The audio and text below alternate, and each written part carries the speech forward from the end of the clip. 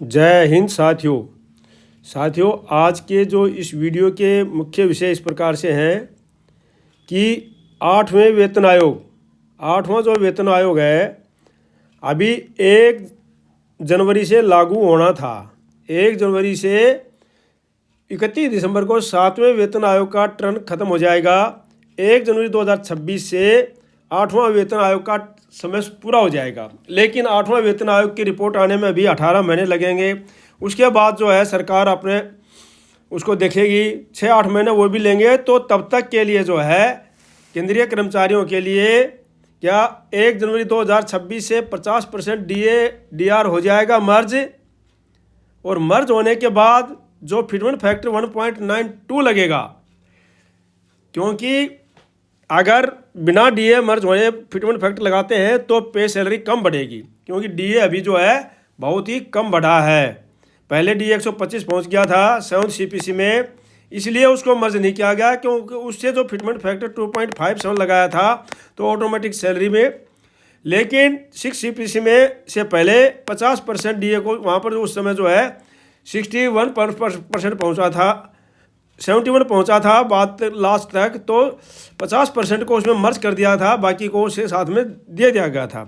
तो इसी प्रकार से जो है 1 दिसंबर से जो है सभी पेंशनर्स को, सभी केंद्रीय कर्मचारियों को, सभी सेवारत सैनिकों को 50% DA मर्ज होकर के सैलरी बनेगी।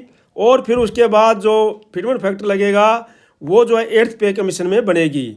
इस प्रकार से मांग जोर पकड़ रही है। तो मर्ज होने के बाद लगेगा फिटमेंट फैक्टर 1.92। 1 दिसंबर 2025 के तैयार कर लिए गए हैं DA मर्ज पर पर्सन। हाँ साथियों, बहुत बड़ी बात है। 1 तारीख को पर्सन जो है मैं आपको दिखाऊंगा, पूरे पर्सन DA मर्ज होगा, कितना होगा, कब होगा, क्या है, सारे पर्सन जो है तैयार कर करके भेज दिए गए हैं। और उनका 1 तारीख को संसद में माननीय वित्त मंत्री महोदय देंगे प्रश्नों के उत्तर जवाब। और साथियों इसके अंदर इसी प्रकार से आपको पता है जो भी इंफॉर्मेशन नहीं आती है निकल करके, मैं उसी के अनुसार टेबल बना करके आपके समक्ष पेश कर देता हूं। तो इस वीडियो के अंदर पेंशन टेबल मैंने 50% DAR मर्ज होकर के अगर उस पर 1.92 फिटमेंट फैक्टर लगता है तो एक सिपाही साहिबान से लेकर के ऑर्डिनरी कैप्टन साहिबान तक service pension, family pension, disability pension, सारी पेंशन किस प्रकार से होंगी, और प्री 2006 के पहले वालों की पेंशन क्या होगी, और प्री 2006 के बाद वालों की क्या होगी, सिपाही से लेकर के हवलदार तक।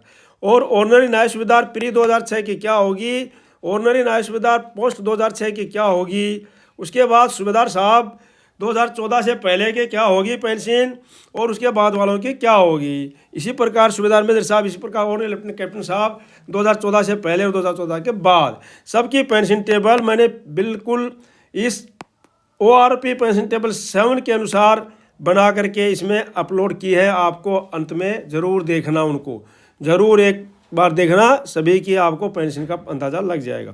साथियों अगर आप इस चैनल में नए बने हैं सब्सक्राइब कर लीजिए। अगर पहली बार देख रहे हैं, फ्री में, किसी प्रकार का कोई पैसा आपका नहीं लगता है।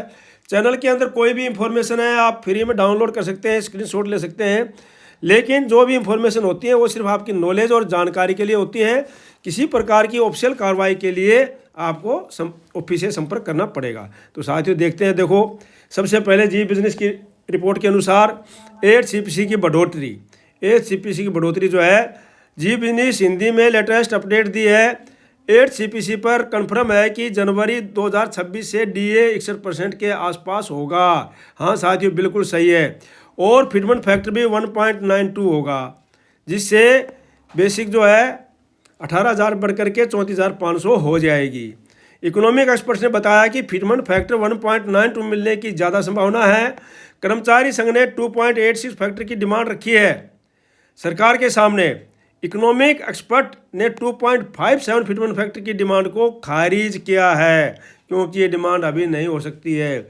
इकोनॉमिक एक्सपर्ट ने बताया कि सरकार 1.83 से लेकर के 2.08 के बीच फिटमेंट फैक्टर दे सकती है। जी बिजनेस ने बताया कि सरकार के पास 2 ऑप्शन है पेंशन और सैलरी बढ़ाने के। पहला ऑप्शन है DA मर्ज करके फिटमेंट फैक्टर 1.92 लगाना, दूसरा है डायरेक्ट फिटमेंट फैक्टर 1.92 लगा। तो साथियों अभी जो मांग बढ़ रही है वो बढ़ रही है 50% डीए मर्ज करके उसके ऊपर फिटमेंट फैक्टर लगाने की। और वो मांग कैसे बढ़ रही है, आपने देखा होगा कि पहले जो है बहुत से कर्मचारी संगठनों ने इसके ऊपर डिमांड किया हुआ है 1/1/26 से डीए मर्ज करने का। और central government had merge 50% the dearness allowance DA with the basic पे 1/1/2004, उसमें भी 96 में भी मर्ज कर चुकी है और उससे पहले एक साथ 2004 इससे पहले भी मर्ज कर चुकी है। तो जैसे जैसे डीए कितना कितना बड़ा है वो इसमें दिया हुआ है पहले का। अब साथियों ये देखो, ये है रिपोर्ट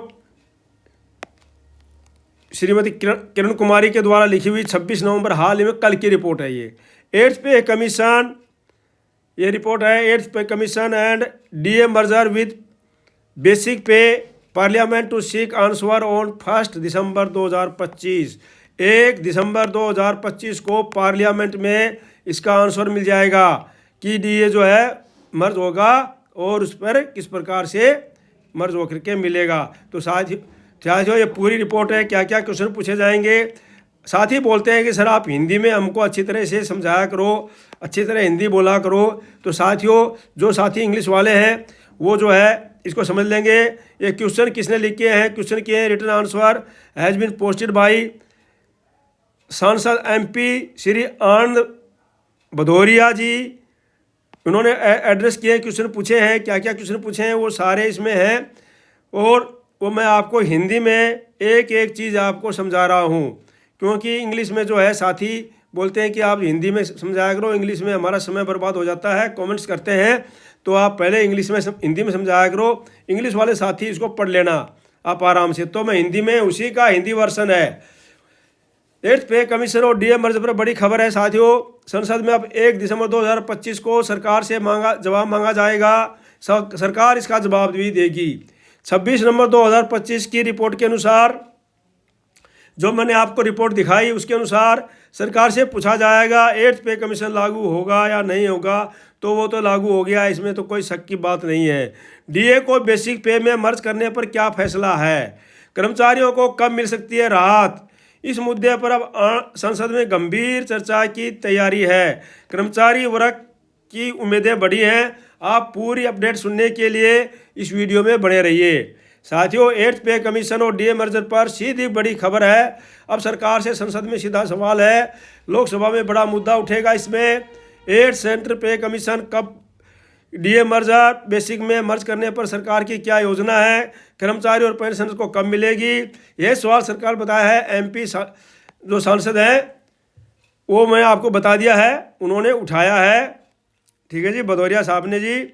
और जो सीधे लाखों कर्मचारियों पेंशन की चिंताओं के सामने लाता है। मुद्दा सिर्फ वेतन बढ़ोतरी का नहीं है बल्कि महंगाई, पेंशन और रिलीफ मेजर का भी है। संसद में 2 बड़े मुद्दों पर सरकार का जवाब मांगा गया है, नया पे कमीशन के बारे में और डीए को बेसिक पे में तुरंत मर्ज करने के बारे में।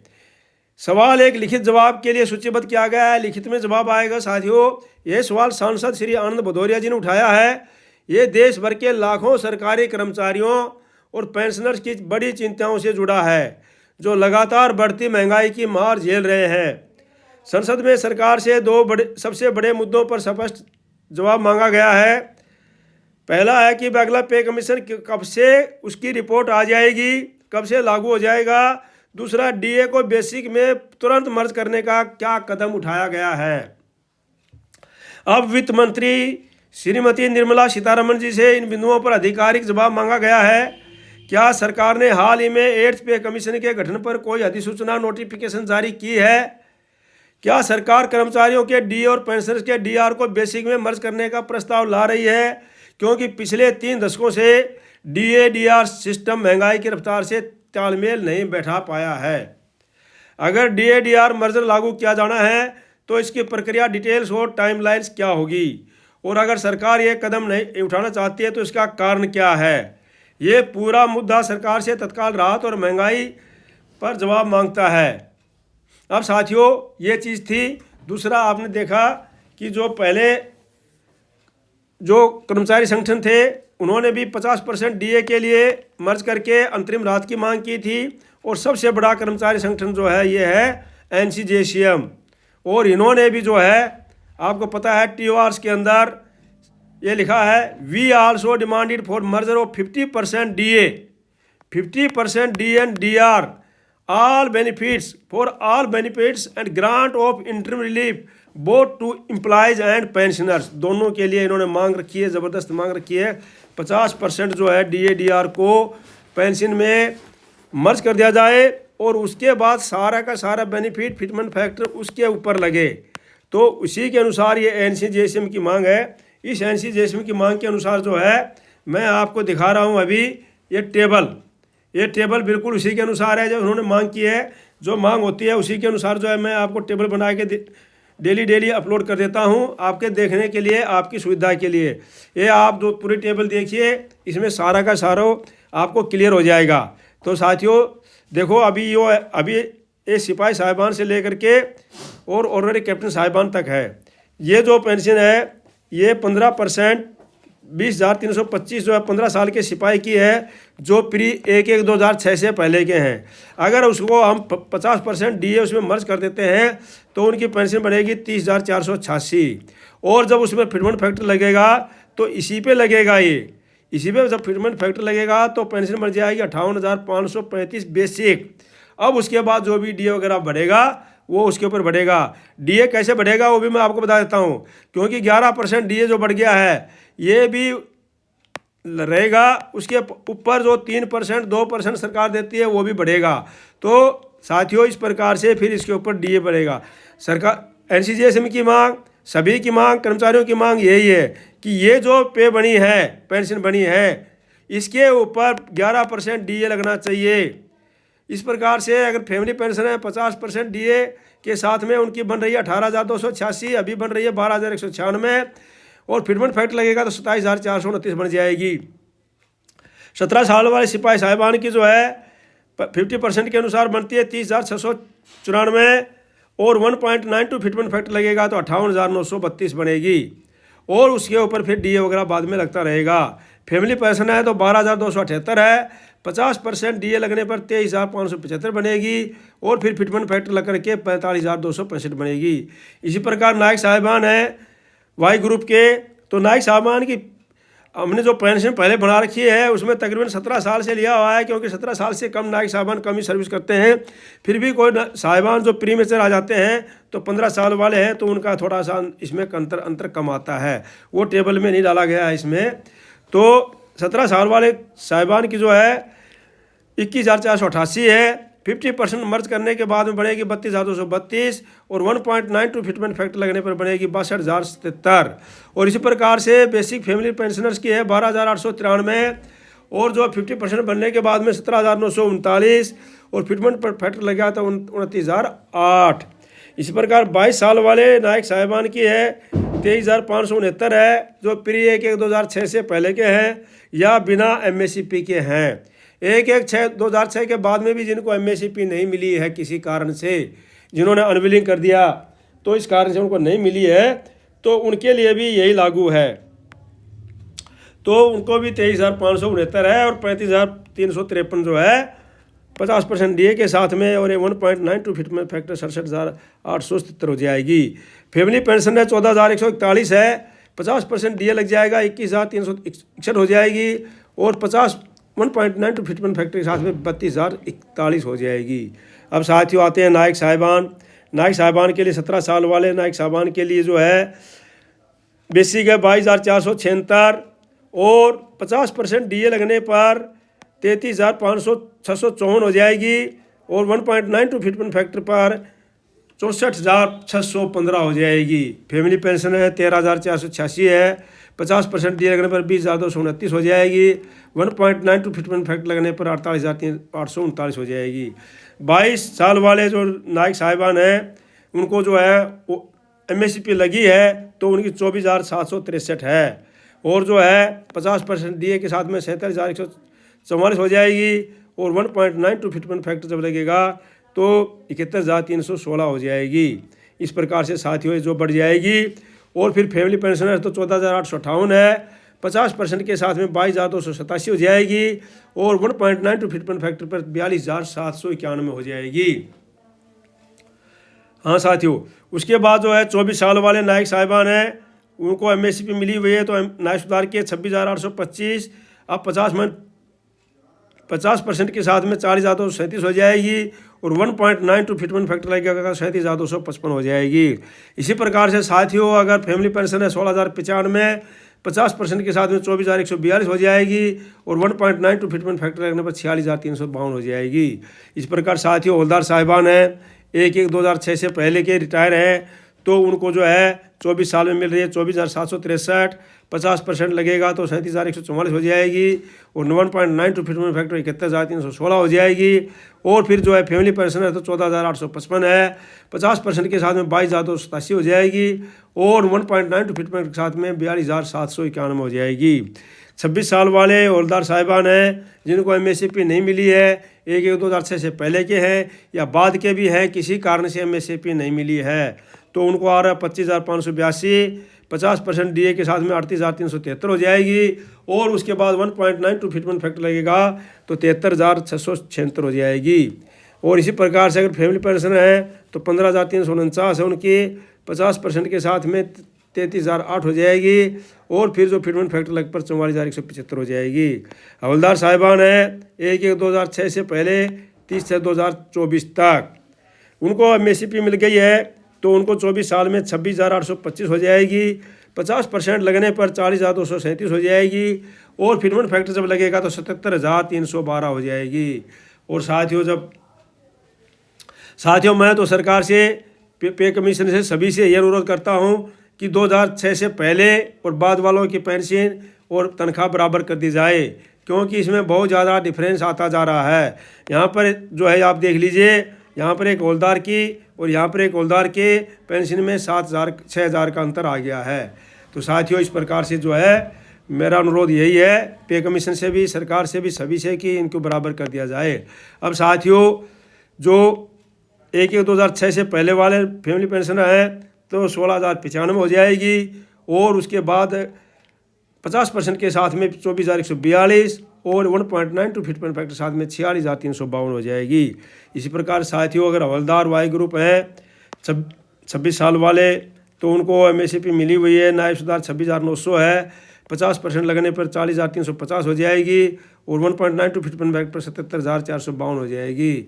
इस प्रकार से अगर फैमिली पेंशन है 16,140 है, 50% के साथ में 24,210 है हो जाएगी और 1.92 फिटमेंट फैक्टर में 46,483 हो जाएगी। साथियों, और ऑनरी नायब सुधार साहब हैं प्रिय 1/1/2006, देखो इनमें भी अंतर है। तो मेरा तो अनुरोध सभी से यही है कि भाई सबकी पेंशन जो है आप एक उसमें ले आएँ कि सर्विस बराबर, रैंक बराबर तो पेंशन भी बराबर। यही मेरा अनुरोध है सरकार से भी और पे कमीशन से भी। अब जो ऑनरी नायब सुधार साहब जो अगर प्रिय 1/1/2006 से पहले के हैं तो 25,738 है, 50% DA पर 38,607 हो जाएगी और फिर जो है 74,125 हो जाएगी। फैमिली पेंशन तो 15,443 है, 50% DA पर 23,164 हो जाएगी, 1.92 फिटमेंट पर 44,474 हो जाएगी। 26 साल वाले साहब हैं 26,738 है, 50% DA हो जाएगा तो 40,107 हो जाएगी और 1.92 फिटमेंट पर 77,005 हो जाएगी। और इस प्रकार से साथियों अगर जो है इसमें साथी हैं जो कब के 1/1/2006 से पहले के और जो 26 साल वाले हवलदार साहिबान हैं तो उनकी जो है 26 साल वाले हवलदार साहिबान हैं तो उनकी जो है हो जाएगी 16,043 है और फैमिली पेंशन है तो 24,064 और 46,202 हो जाएगी। साथियों, अगर हवलदार ऑनरी नायब सुधार साहब हैं 24 साल वाले 26,825 है, 40,277 इनको फालतू है साथियों, तो मैं तो कहता हूँ कि इनकी भी सबकी बराबर कर दी जाए, 40,237 हो जाएगी और जो है 77,255 हो जाएगी, क्योंकि यहाँ पर भी आप देख रहे हो कि 3,000 का अंतर आ गया है। अब साथियों जो है 1/1/2026 से फैमिली पेंशन है तो 16,095 है, 24,142 हो जाएगी और 1.92 फिटमेंट फैक्टर 46,352 हो जाएगी।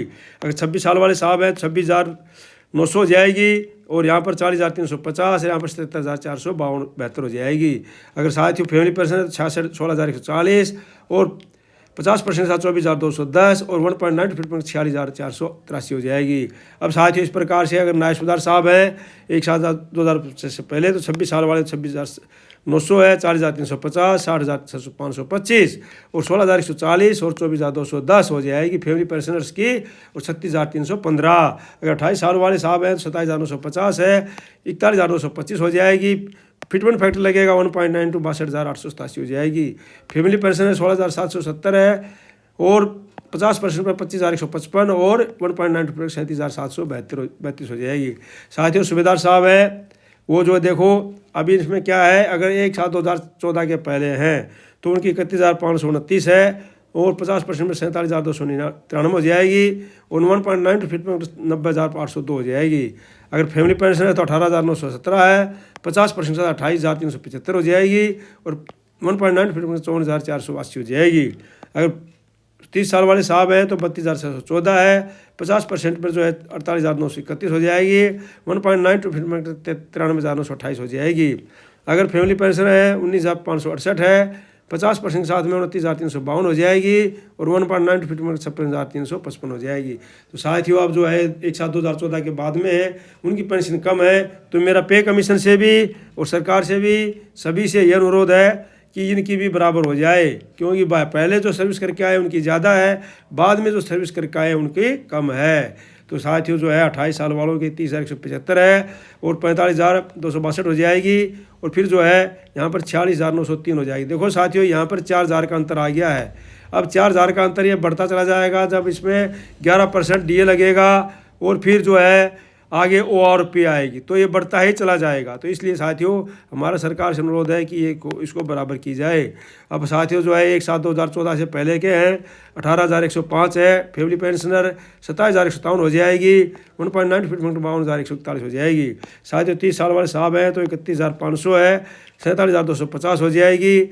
और साथियों यहाँ पर आप देखिए 7,000 का अंतर आ गया साथियों, 7,000 का अंतर, वो तो ये 90,720 हो जाएगी, 18,900 है, 28,350 हो जाएगी और 54,432 हो जाएगी। साथियों हमारा अनुरोध है पे कमीशन से पहले ये बराबर होना चाहिए। नहीं देखो 7,000 का अंतर, वो साहब पहले नौकरी किए थे, साहब बाद में नौकरी किए हैं, जबकि बाद वालों की ज़्यादा होती है, पहले वालों की उसके साथ की जाती है, लेकिन यह उल्टा हो रहा है कि बाद वालों की उनके बराबर की जाएगी।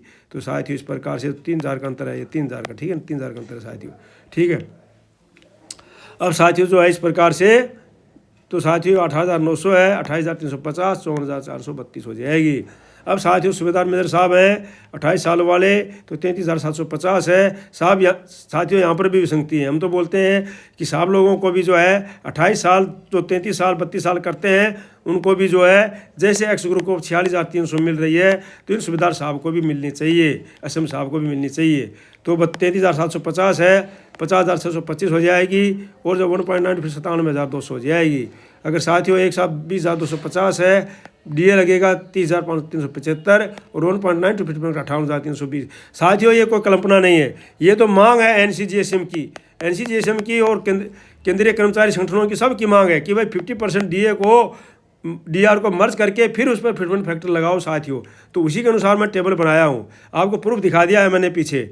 तो साथियों 34,425 है, 51,637 हो जाएगी, 1.9 फिटमेंट 99,143 हो जाएगी।